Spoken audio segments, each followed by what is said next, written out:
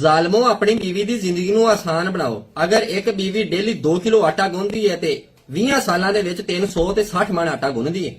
ਇੱਕ बीवी 20 ਸਾਲਾਂ ਦੇ ਵਿੱਚ 1.5 ਲੱਖ ਰੋਟੀਆਂ ਪਕਾਉਂਦੀ ਹੈ ਤੇ 200 ਮਣ ਚਾਵਲ ਪਕਾਉਂਦੀ ਹੈ। ਇੱਕ बीवी 20 ਸਾਲਾਂ ਦੇ ਵਿੱਚ 380 ਮਣ ਸਬਜ਼ੀਆਂ ਤੇ ਗੋਸ਼ਤ ਵਗੈਰਾ ਪਕਾਉਂਦੀ ਹੈ। ਇੱਕ बीवी ਅਗਰ 5 ਮਰਲੇ ਦੇ ਵਿੱਚ ਝਾੜੂ ਪੋਂਝਾ ਲਗਾਉਂਦੀ ਹੈ ਤੇ 20 ਸਾਲਾਂ ਦੇ ਵਿੱਚ 2183.3 ਸਕੁਅਰ ਫੁੱਟ ਮਰਬਾ ਦੇ ਵਿੱਚ ਉਹ ਝਾੜੂ ਲਗਾਉਂਦੀ ਹੈ।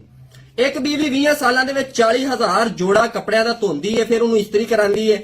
ਉਸ ਤੋਂ ਇਲਾਵਾ ਜਿਹੜੇ ਮਹਿਮਾਨ ਆਉਂਦੇ ਜਾਂਦੇ ਨੇ ਉਹ ਤੇ ਅਲੱਗ ਹੋ ਗਿਆ। ਸੋਚੋ ਅਗਰ ਇਹੀ ਕੰਮ 2 ਬੀਵੀਆਂ ਕਰਨ ਤੇ ਕਿੰਨੀ ਆਸਾਨੀ ਹੋ ਜਾਵੇ। ਤੇ ਪਾਗਲੋ ਸੋਚੋ ਅਗਰ ਇਹੀ ਕੰਮ 4 ਬੀਵੀਆਂ ਕਰਨ ਤੇ ਜ਼ਿੰਦਗੀ ਕਿੰਨੀ ਹਸੀਨ ਤਰ ਹੋ ਜਾਵੇ। ਇਹ ਵੀਡੀਓ ਕਾਬਲੇ ਗੌਰ ਹੈ। ਉਹ ਪਾਗਲੋ ਇਹਦੇ ਤੇ ਅਮਲ ਕਰੋ ਤੇ 4 ਸ਼ਾਦੀਆਂ ਕਰੋ। ਆਪਣੀ बीवी मतलब ਆਪਣੀ ਸ਼ਰੀਕੇ ਹਯਾਤ ਦੀ ਜ਼ਿੰਦਗੀ ਨੂੰ ਆਸਾਨ ਤੋਂ ਆਸਾਨ ਬਣਾਓ। ਬਾਕੀ ਅੱਗੇ ਤੁਹਾਡੀ ਮਰਜ਼ੀ ਹੈ।